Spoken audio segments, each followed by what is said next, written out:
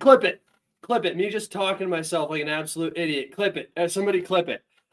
Real fast before we get started, I am going to post this on my Telegram. Sorry, everybody. Just make sure that I'm not muted as well in all the different areas like I normally am. Absolute dumbass, but that's what it is. All right.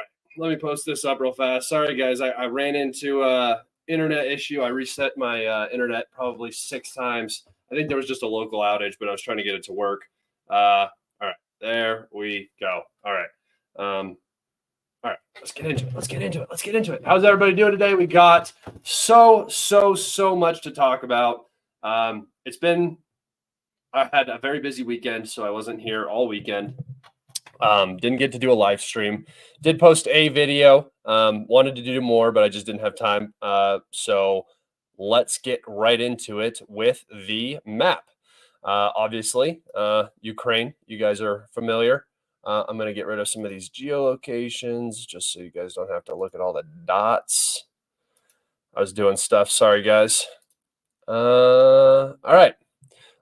Let's hop right into it. I'm going to go down to the Mykhailivka front where we do have some movement.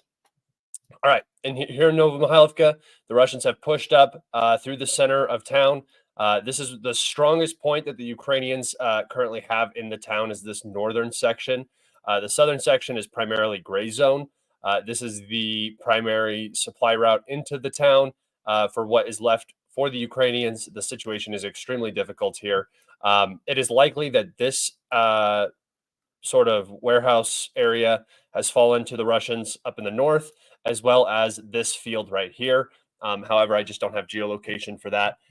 So I have not added it to the map, but we could be looking at a major chunk.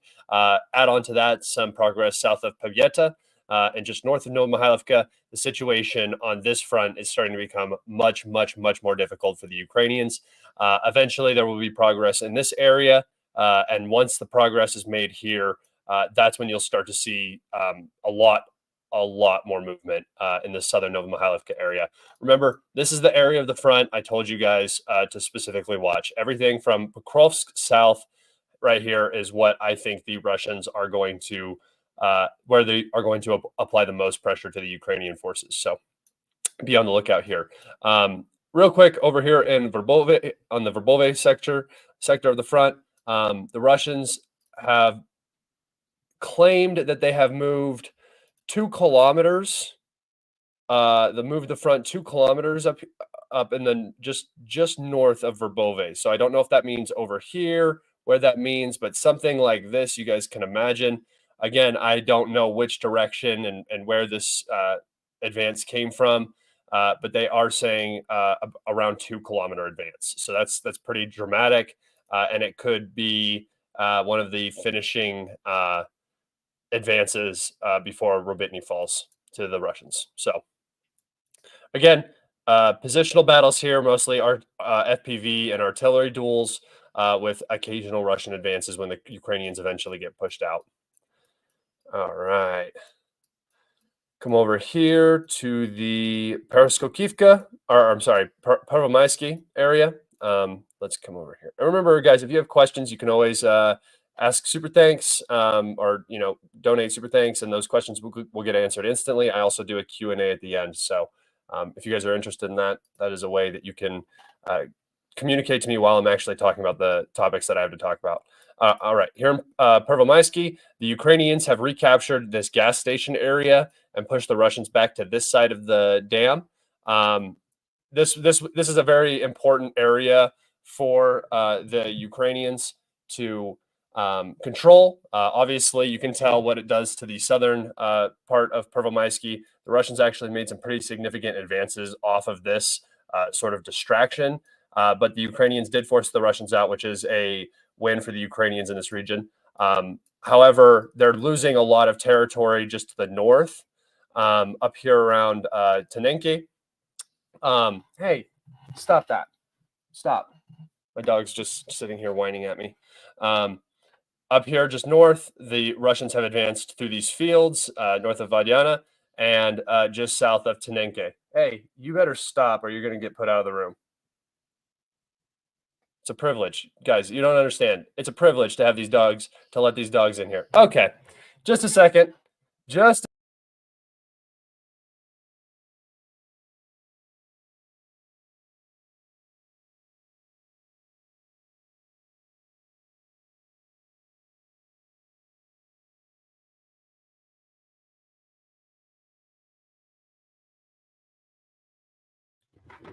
All right. Sorry about that. Sorry.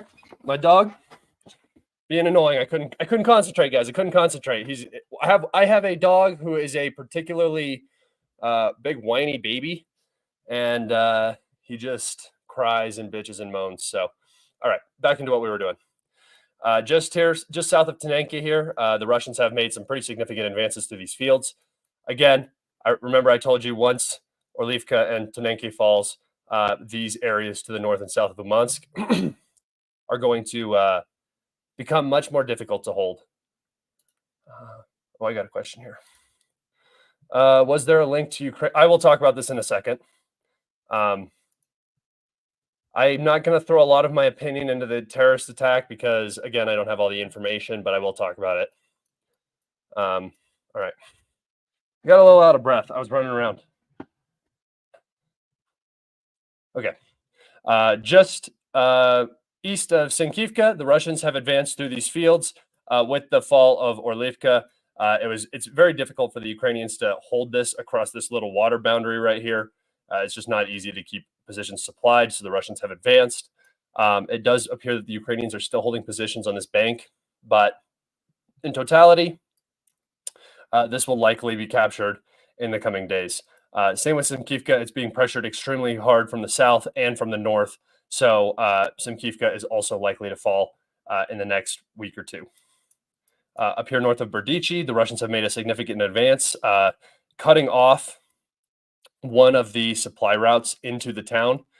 This supply route that comes down from Novobakhmutivka. So the Russians now control this logistics line into the defense fortifications in this area, which will make Ukrainian defense of Berdichi extremely difficult in the coming days. I think we're about to see this entire line right here fully collapse. Obviously, it's already collapsed down here in the south. This defense line is now more so something like this, right? And then comes down, and then goes like this. So this is not so much a strong defensive area for the Ukrainians now. You're probably going to see Russian progress into this area as they continue to push out of here. They're still getting hit by artillery. They're still getting hit by FPVs. So the progress is not going to necessarily be instant. But once the Russians break through Simkivka and Berdichi, the same thing's going to happen in this pocket of fields back behind this defensive line. That's why the Ukrainians are trying so hard to hold it.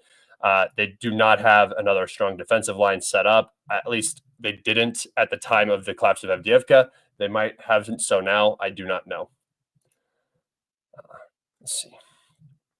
They're trying to build it up, but I just don't think that they just don't have the time to build, like extremely solid fortifications that are going to be able to hold up to Fabs.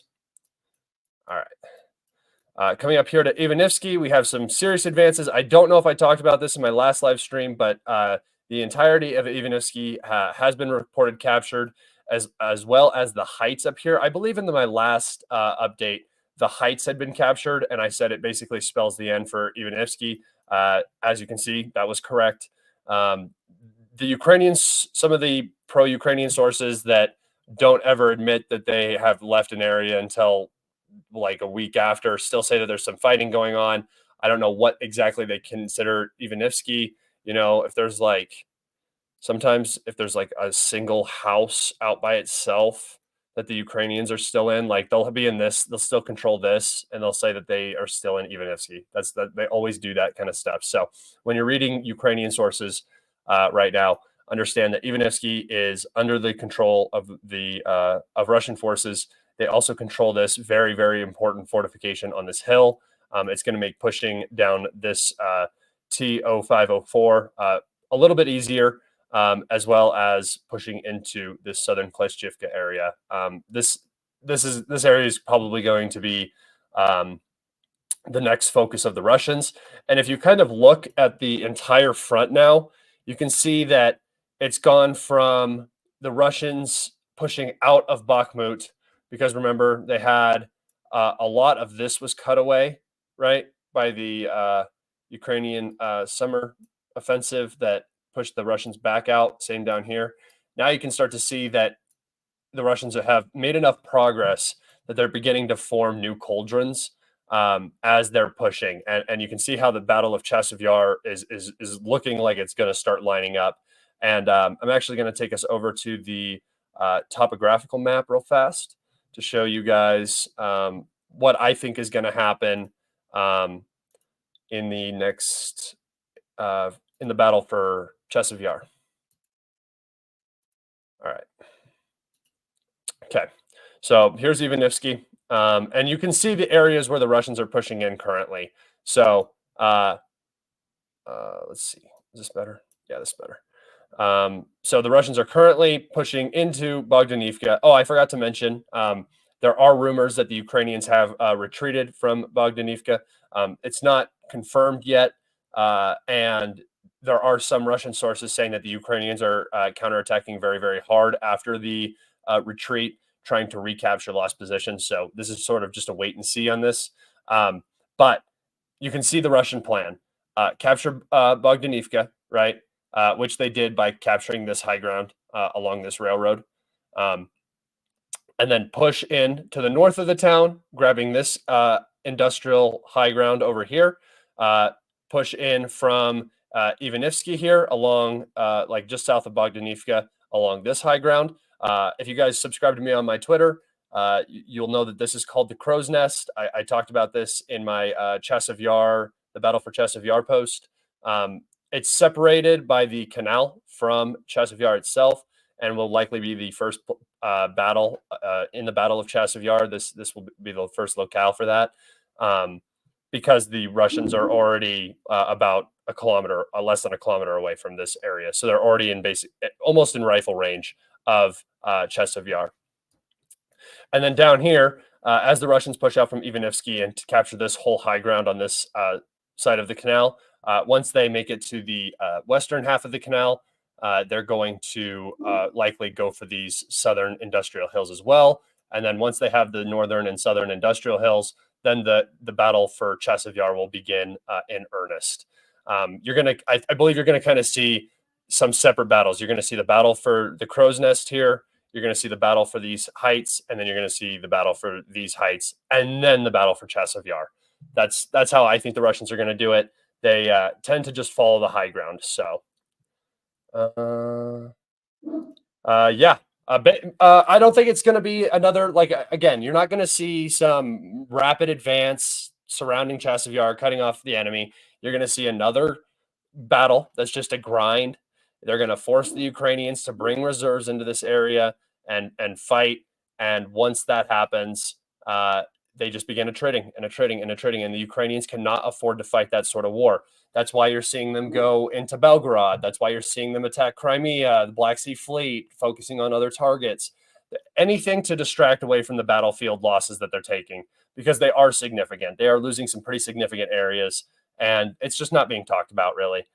The Russians are advancing in multiple areas. I showed you that was 2 days of advances I've shown you so far, which is, I mean, more than the Ukrainians did through most of their summer counteroffensive, right? It's something that needs to be paid attention to, and the pro-Ukrainian information space is very much distracted with the terror attack, with the recent missile strike on Crimea, but they're not talking about this horrific battlefield situation that the AFU is currently in. It's just out of sight, out of mind. Will my dogs ever be invited to the round table? Sometimes they are. They come up sometimes, especially my Great Dane. The other dogs are a little bit more independent, I would say. My Great Dane is a little codependent. All right. All right, let's get back onto the map for the final updates. Yeah, so I would expect that this field would also fall here pretty soon. And you can just look at this map and understand how holding Bogdanivka in the low ground, if you guys saw it on that last map, remember these are the industrial hills that the Russians want to capture north of Chasiv Yar. These are the industrial hills to the south that the Russians want to capture. Just big waste heaps, basically, like in Avdiivka. And then this right here is the crow's nest, where they are very, very close. Remember, they're like a small forest line, 0.3 miles away from Chasiv Yar. And I call it the crow's nest because it has all of these high-rise buildings. It's like a little apartment block right here. Is there a little industrial zone here? Maybe there was at one time. I don't know. But yeah, all right. So that's Bakhmut front. And then up here near Terny, there's just vicious battles going on in this area. I think the Russians are really trying to push and meet this canal. The Ukrainians are really fighting to prevent the Russians from pushing and meeting this canal. And it's just been bloody. This area has been the battle of advances that look like this. Like literally that is like we will get that advance. It's like 100 meters. It's a weird area, but I think that it is getting closer to collapse just because of the amount of pressure and how close the Russians are now to the actual physical town.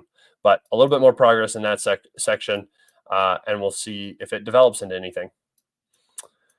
And then I think that's it. Yep, that's it. The battles in the Belgorod region and Kursk region have basically stopped. I believe that the Russian Free Legion is pretty much exhausted. They don't have that many men to begin with. The Ukrainian army that's also supporting them is now exhausted. About 2 weeks is the most operational endurance Ukraine has right now. Seemingly in any direction, anytime that they're trying to stop a Russian advance by introducing reserves, they seem to be able to delay them by about 2 weeks. And then after 2 weeks, the Russians get rolling again. So it seems like Ukrainian battlefield endurance is beginning to dramatically shorten. Let's see. Thoughts on RF offensive towards Seversk. Seversk is a very difficult area to push into. It's very mountainous, especially on this region. There's been very long battles in Mykhailivka. I do expect the Russians to push into Seversk eventually.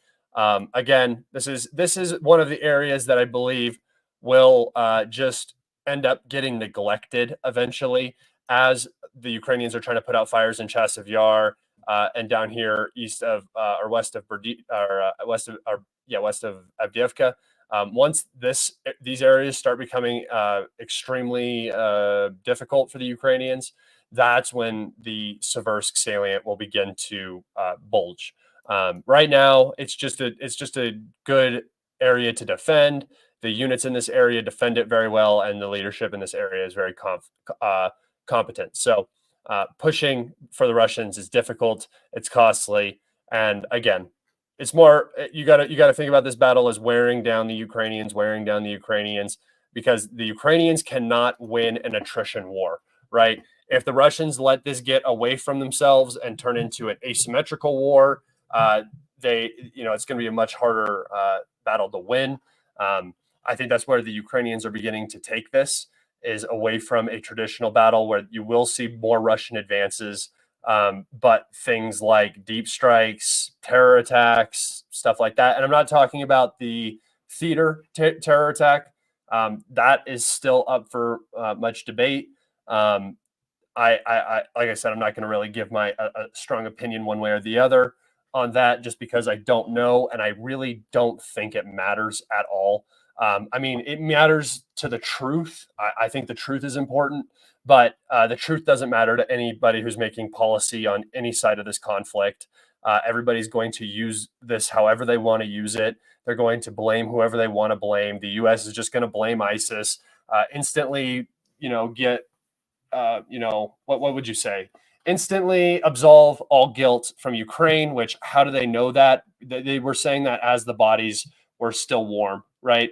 While the building was still on fire, they said Ukraine had nothing to do with this. No, it's impossible, which is extremely suspicious, because that would be like, I don't know, Iran coming out and saying, Iran coming out and saying, the Houthis definitely are not involved in this attack. It's like, okay, that just makes you seem suspicious, right? Like, why are you even bringing it up? If the U.S. would have just said, we issued this warning, the Russians didn't take our advice, and our condolences go out to the families of the victims and the Russian nation in general. They didn't say that. They have still not given their condolences to the Russian state. It's very interesting who has and who hasn't. I think Italy is one of the few Western countries that actually joined the mourning of the Russian people. So it was just kind of, it's just a very interesting dynamic going on. I guess we can talk about the terror attack. So what it looks like, I'm just going to kind of lay out how it appears. It appears that some Tajiks, I think that's how you would shorten that, came to Russia on a plane from Turkey on March 3rd, I believe, March 2nd or March 3rd. Remember, the attack was planned for the 7th through the 9th. That was when the U.S. Released their alert for U.S. citizens in Russia to avoid public places. I do believe that's when the attack was supposed to occur. I have my sneaking suspicions. I'm just going to relate it because I think it matters in terms of the chronology of this issue. March 8th, March 7th, March 8th, March 9th was the beginning of the Belgorod operation. So at the exact same time that the Belgorod operation is supposed to go ahead, there's also supposed to be a terror attack. It seems like a lot of chaos, a lot of instability right before the Russian election, right? Right before people go to vote. You have a massive, massive terror attack. It would have killed 140 people then. It would have revved up the Russian people.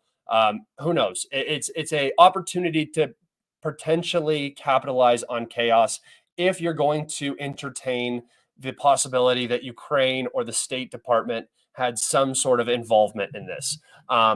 Obviously, it was ISIS. I don't think anybody has questioned the whole time, outside of maybe the first couple of minutes when this was happening. Everybody's mind jumps to, the Free Russian Legion or Ukraine is doing this, whatever.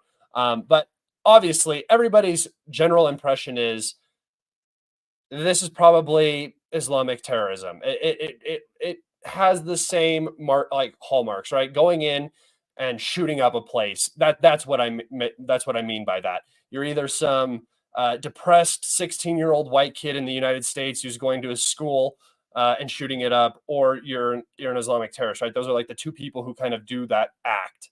So it was a good possibility that they were ISIS or some sort of Muslim extremism. But that doesn't mean that there isn't outside involvement. I don't understand why these two things are separate. Everybody's like, oh, yep, see, Putin said it was ISIS. Putin said it was ISIS, this, that, and the other. It's like, yeah, I don't know where you're going to find people that are going to go slaughter women and children. Like, that's a pretty tough, like a pretty tall ask, especially for a very, very low amount of money that these guys were claimed that they were paid. I mean, there was always a good, strong possibility that there was some sort of extremist element to this, right? I mean, obviously they're going and killing people, but Muslim extremism. And if you look at, I mean, the U.S., I can't remember who it was, who sent that message saying Al Qaeda is on our side in Syria. Remember? I can't remember off the top of my head. I read it today. I saw it today. But it's not like the U.S. doesn't have intel from ISIS. They probably have assets in ISIS. They have connections. The Ukrainians have connections to the Caucasus. They have extremely good connections with Georgia. It's not hard to make connections with some small ISIS cell, pay them money, and then they go and do this. And that is very clearly what Putin was mentioning in his speech. Again, whatever you want to believe, I don't really think it matters what any of us believe, right? I don't think your opinion matters. I don't think my opinion matters. There is the truth. Will we ever know it? Maybe in 30 years when this is all over and everything starts getting declassified potentially, but probably not. We'll probably never really know who did it. We'll have a Russian claim. Nobody's going to believe the Russian claim except pro-Russians. We're going to have the Western claim, who nobody's going to believe except the Westerners, right? Everybody's too ideologically entrenched where they're at. They're not going to move. If their side did this, they're the bad guys, right? If this was a Russian false flag, Russia is the bad guys. If this was a State Department act, if this was something, one of Nuland's wicked little surprises, they're the bad guys. If this was Bundanov and this is the new Ukrainian war on Russia, making them feel it at home, they're the bad guys. You can't, if you are emotionally attached to this conflict at all, you cannot admit that, or your entire narrative, your entire perspective is just flipped upside down, or it should be, because they slaughtered 140 people. So, all right, let's see. Let me think. What else was I talking about? So they got paid a very small amount of money, and then most significantly, I think, was the fact that they then tried to escape to Ukraine through the Bryansk region. Let me see if I can show you where that is, guys. So yeah, right here. So they attacked Moscow, and then they drove through Kaluga and then down to Bryansk, and then this is where they were caught, attempting to reach the Ukrainian border. Russian sources, Russian outlets are saying that there was a prepared crossing by the Ukrainians for these guys. Again, if that's true, that is pretty condemning evidence of what is going on. Just the fact that they were headed to Ukraine is just very worrisome, in the fact that they thought that this would be a safe place for them to hide out. And I mean, maybe they thought they just weren't going to get sent back to Russia or something. But there are a lot of dots that need to be connected here. Right? We have to figure out what happened, and making any claim with the amount of knowledge we currently have is extremely disingenuous. And I really think the best option here is just to hold your tongue and see what comes out of it. Putin doesn't need a reason to escalate. He is already escalating this conflict. We're about to talk about that in a second. He's already escalating this conflict. He has all of the excuses in the Belgorod region. He doesn't need anything that happened in Moscow or Bryansk. He already won the election. The attack came after the election, so it didn't have its intended consequences. I do believe. Guys, this is not a new idea. If you're talking about the possibility of the State Department or Ukraine conducting this, they have operations. The Operation Gladio is the biggest one. Now, that doesn't mean that this is part of that operation. That doesn't mean that the State Department was involved, but there is a plan to use certain regions of the Soviet Union and I mean the former Soviet Union against the Russian Federation. It was more of a plan to sow racial discontent between the different groups in the Soviet Union, but it still can be applied today, where you have but just hypothetically, I'm not making this claim. Say the State Department and Ukrainian intelligence wanted to create this terror attack in Moscow, the heart of Russia, right? Hurting the people. It is a traumatic experience, right? Watching it, seeing it happen, watching people. It could be you. You could have been at that theater that night, right? That's what terrorism is, and it works, right? Or it doesn't work in that intended purpose, but it does scare people at least momentarily. So, with the Belgorod operation, with that happening in Moscow, potentially with a number of other attacks, refinery attacks, it looks like chaos in Russia, right? Nothing is stable, nothing is safe. There was a terror attack, there's an incursion, our economy is burning, this, that, and the other. It seems exactly like a good plan for Ukraine in the short term, right? A distraction, something to upset the election, potentially, create an opportunity, something like that. I'm not saying that's what happened, but I could definitely see that happening. I know that the State Department has connections in every group around the world, so it's not impossible to hire anybody. ISIS-K doesn't mean anything either. Everybody who has a slightly Muslim phenotype and decides to hold an AK can be ISIS-K, right? That's just a nonsense thing. So the ISIS did release the body cam footage. Again, not impossible for that to be fed to ISIS. Not impossible for these guys to be ISIS and to have sent that video for them to claim responsibility, but them also being paid by somebody else to commit the act, right? And we just don't know. So again, I would just wait for more information. That's all I can really say at this time. You just don't know. And if you're making a claim and it's like the US, right? I talked about it. The US said, no, Ukraine did not do this. It was ISIS, not Ukraine. Trust us. Ukraine had nothing to do with it while it's still happening. Like that if I was to make a claim right now, it would be the exact same thing where I don't have the information. I mean, the US probably does know who did it, but the way that they're presenting it is like comical and like you haven't even done an investigation. How do you know who was involved? What if they just did it without you knowing? And you're just still making a claim that they weren't involved. It's disingenuous. All right. Let's go. I have some articles I want to show you guys. Yeah, we're going to talk about the missile salvo in just a second. So just on this topic, I had this article that I wanted to show you guys. Putin admits radical Islamists were behind the Moscow massacre, but still blames Ukraine. So he basically said that there's somebody that needs to benefit, right? Obviously, they just tortured these guys. I mean, you saw them going into the courtroom. They looked like they had the longest night of their entire lives. It was a bad situation. But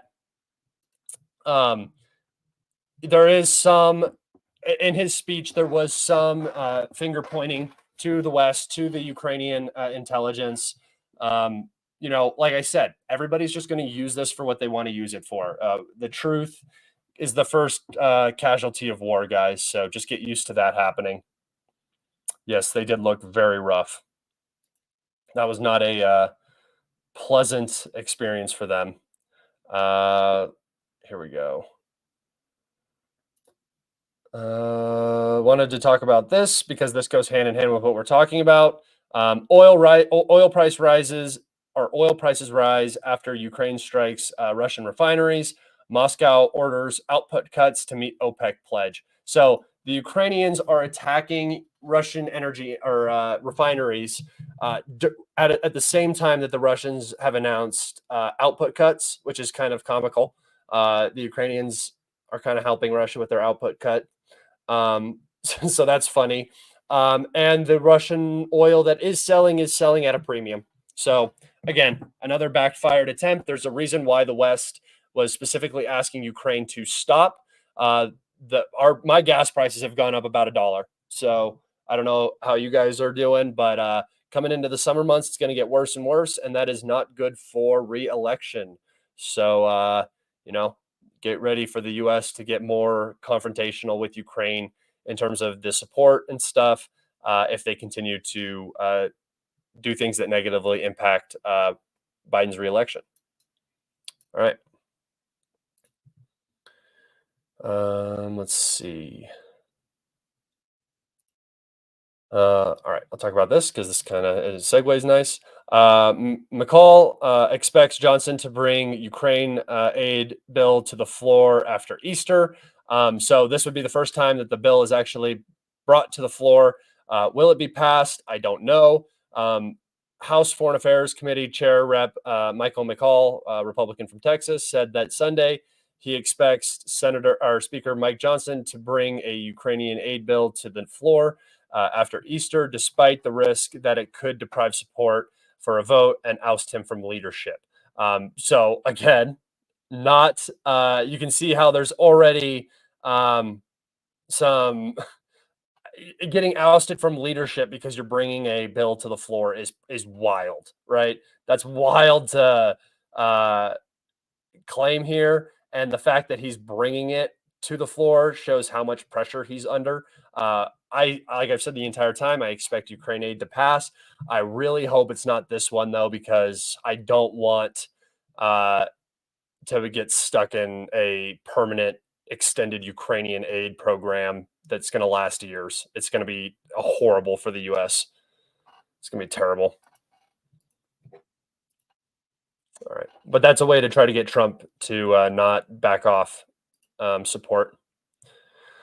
All right, let's talk about the recent missile strikes. So we've had a couple of missile strikes over the past couple of days. There were, let me see. Let me take us over to my Twitter bookmarks. All right. So I'm going to actually talk about the Ukrainian missile strike first, and then I'm going to get to the Russian missile strike. So we had a Ukrainian missile strike. They targeted the Black Sea Fleet. Again, there are some large landing ships that were in port. This Ukrainian missile attack was claimed by the Russians, obviously. So, take it as you will, that the Ukrainians launched a salvo of between 20 and 30 Storm Shadow missiles. They went on multiple sorties, landed, got back up in the air, fired more missiles. And they were specifically targeting these ships. Does not look like much damage was done. It looks like 2 docks were hit right here and right here. Again, does not look like major damage. Some minor damage might have occurred to this ship. It does not look like damage has occurred to this ship. And so I think it's a failed attack, at least in terms of they claim that they sunk both of these ships, which is obviously not true. But yeah. And then down here, another part of the strike was they hit a few oil storage containers, 1, 2, 3, potentially 4 oil storage containers in Crimea. Again, not really worth a Storm Shadow missile. And then I don't have a picture of it, but they also hit a communications center for the Black Sea Fleet. If you saw a video of a missile strike on Crimea, that was that one. They struck it in the middle of the night. I don't expect that there were very high casualties from this attack, or if any casualties at all. And I don't really know how much official buildings are being used in Crimea for the Black Sea. Obviously, they're such major targets. You think that they would have, spread out a little bit, give each other some room, so that if a strike happens, they don't lose a an important means for their combat capabilities. All right, now we can talk about the Russian strike. I'm not going to show the actual videos. I don't want this video to get demonetized, but there was this building that was struck. The Ukrainian claim here, we can see Zelensky, what Zelensky said. There's a reason why I chose this. This is his words. I am grateful to Ukraine's state emergency service rescuers, police, utility workers, and all other services involved in rescue and recovery following Russia's attack on Kiev this morning. Russian terrorists launched ballistic missiles at Kiev. Unfortunately, houses in a typical urban neighborhood were damaged. Typical urban neighborhood. As of now, 5 people have been reported injured. The rubble is being cleared. We reiterate that Ukraine requires more air defense systems, which provide safety for our cities, blah, blah, blah, blah, blah, save lives and put an end to this terror, blah, blah, blah. All right. So upon first inspection, you would say maybe Zelensky's right. Like maybe this building is a civilian building, residential. This building is a art college, I believe. I think that this is a cafe back here, but this building was part of the civil defense. So there were reports that Russia had a surveillance drone over the Crimean Oblast at the time of this strike. This strike was not a part of a mass launch of X-101 or KH-101 cruise missiles by Tu-95s. It wasn't a part of a major strike. This was actually a daytime strike conducted with 2 missiles or 3 missiles, depending on what reports you believe. And it involved the new Zircon hypersonic cruise missile. And I mean, you can just see the damage is total. The building completely collapsed. I'm going to show you guys pictures of other buildings. And then I'm also going to show you counterclaims that were made by Ukrainian sources, actually. So, yeah, that's what I was going to show you. But first, let me just take you through my little thing right here. So here's the geolocation. You can see that this is the building that was struck right here, this long building. It was almost completely destroyed. At least this half of the building was completely destroyed. And then this is see the Decorative Art Institute right here. This is the building that the Ukrainians claim that was struck. It was damaged, but it was not the target. The target was this building right here, which you can see it right here. And I will show you what that translates to. Civilian headquarters defense. So it is a military installation, what is considered to be SBU intelligence, and the Russians struck it. There is claims that there was potentially a high-level meeting going on. Again, these are just claims. They're not going to be proven until after the war. We just don't know. But let me go over to that. Where did I put it? Where is it? Did I not open it? Hold on, everybody. Hold up. Wait a minute. Okay, yeah, I must have not opened it. Hold on. Copy link. Paste. Enter. All right, here we go. All right, so here we have the Kiev Post talking about a security service of Ukraine target of ballistic missile attack SBU. So here's that same building. Here's the Art Institute over here. You can see that this has a basement structure that was collapsed upon. They're looking for bodies in the rubble. Obviously, a 3-story building coming down on itself is not going to be good for anybody who is inside.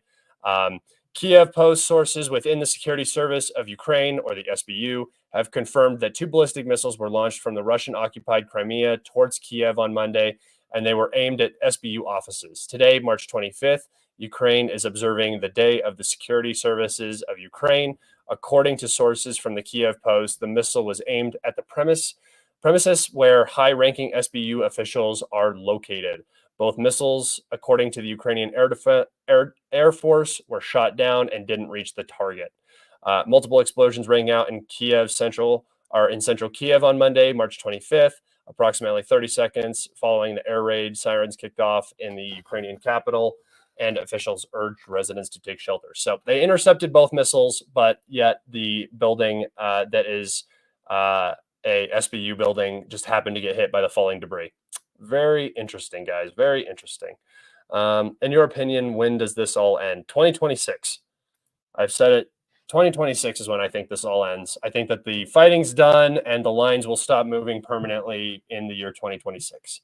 That's when everything will be settled. We might be in a new war somewhere else, but in terms of Ukraine, I don't think that Ukraine can exist longer than 2026 at the current rate of attrition and lack of Western support. I say mid-July this year. That is a risky prediction, buddy. You got to think, man. These battles for these places take time. The Ukrainians are not that short on manpower yet. They still, I mean, even if they give up a whole oblast, they're still going to pull back behind the river eventually and defend that, right? And I don't think the Russians are going to stop there either. So it's going to take, these things just take time. 2026, I mean, you might not see much fighting in the year 2026, but there's still going to be movement happening. There's still going to be things changing unless there's some radical agreed upon negotiation. All right. I think that was pretty much everything I wanted to talk about. Yeah.